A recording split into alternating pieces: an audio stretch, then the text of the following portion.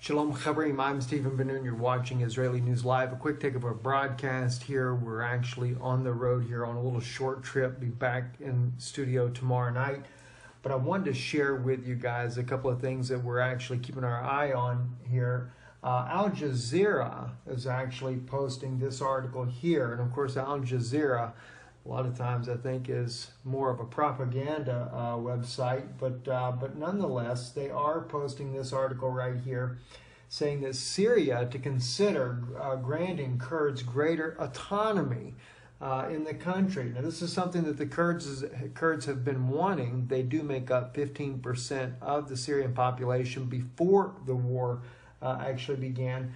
But they have vowed to work with the Kurds to give them greater autonomy in the areas where they're living inside the country. Now, whether or not the Kurds will take that offer or not, I can't say at this point here, but I'm sure that may be something that the Kurds would be more than interested in looking into. I find it interesting, friends, about this whole idea that the U.S. has been helping to back the Kurds, because we were there when the United Nations were meeting there in Europe, and we were actually there in Switzerland when they were meeting at that particular headquarters there. And the Kurdish sent their own representative there, but he was not even allowed to be in the meeting. The U.S. would not allow the Kurdish representative to even come there. We were actually staying in the hotel where the U.S.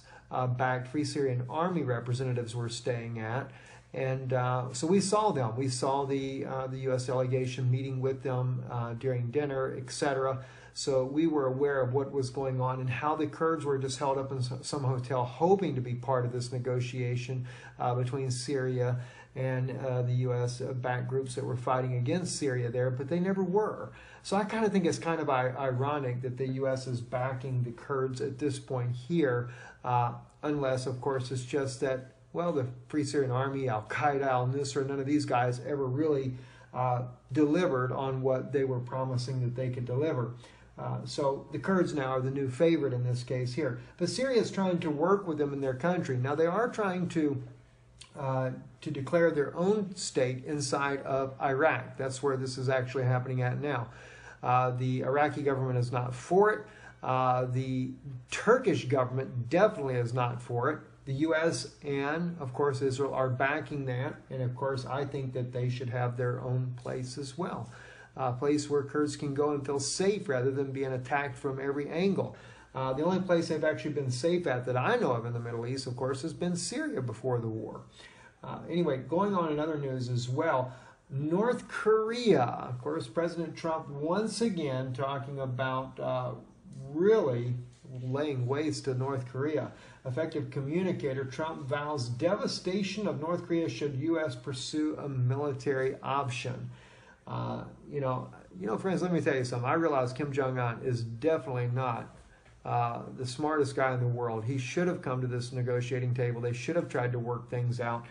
And I realize that the people of North Korea are living under a dictator, and definitely not a pleasant condition. As I've stated many times before, Kim Jong-un is the only fat guy in the entire country. Everybody else seems like they're practically starved to death.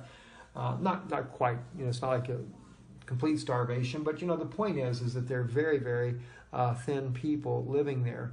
And as I look what's happening here, when I see people around the world, it doesn't matter to me if they're North Korea, China, Russia, America, South America, Canada, Europe, whatever, I see human beings.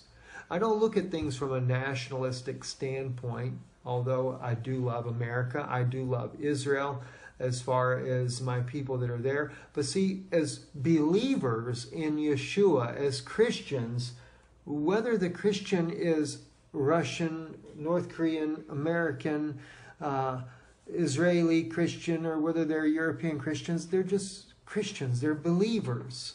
We believe in the same Savior, Jesus, Yeshua, as the Messiah. And this is something I think a lot of times we forget about when we're looking at these things here. And no doubt there's evil in every nationalistic government that there is. There's the evil in there as well as the good. But that's what I try to look at. I try to look at the individuals that are there.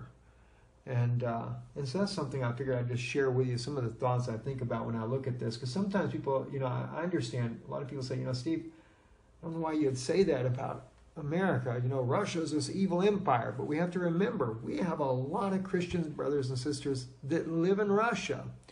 I know Dr. Stephen Pidgeon with the Sefer Publishing Group there has been there many, many times and has many Christian friends that live there. We have those that watch from Russia as well that are Christian believers. We have Christian believers in Syria.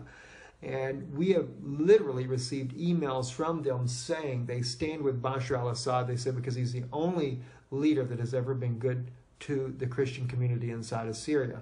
So understand, when we look at these things, these wars that are going on, we hate to see the death. We hate to see all this destruction that's happening, whether it's being caused by Russia, the U.S. coalition, Al-Qaeda, al-Nusra. But I've always stated, the Syrian war would have ended a long time ago had Barack Obama, when he was president, stopped funding the opposite side. And now President Trump is in that position where he could have stopped funding the opposite side, because Russia was doing a very good job thus far with the Syrian government and overthrowing ISIS inside the country there. So it's just something I just wanted to share with you guys. So anyway, we're seeing this here. President Trump is vowing to do something about this. And of course, Paul Begley on his channel mentioned in a news broadcast just a few minutes ago here that there has been a South Korean soldier found dead in the demarcation zone there. So I've not been able to find that myself, but this is something he's reporting there. That could intensify the already tense situation that's going on. Also, Russia, you can certainly see the tension in the air with all this talk of nuclear war at this point right now. Russia once again testing their own intercontinental ballistic missiles with a new sophisticated warhead on there. So tensions are definitely at an all-time high. Iran, they have test fired one of their rockets saying that they can reach Israel. That makes the Israeli people nervous because that puts more of a threat for the Israeli people in the region there. Of course, North Korea vowing to wipe off Israel off the map and also vowing to attack America. So very troubling situation going on around the world. Anyway, we'll be back tomorrow in the studio there to share more with you and to bring more biblical insights. I'm Stephen Ben-Nun with Israeli News Live. Shalom.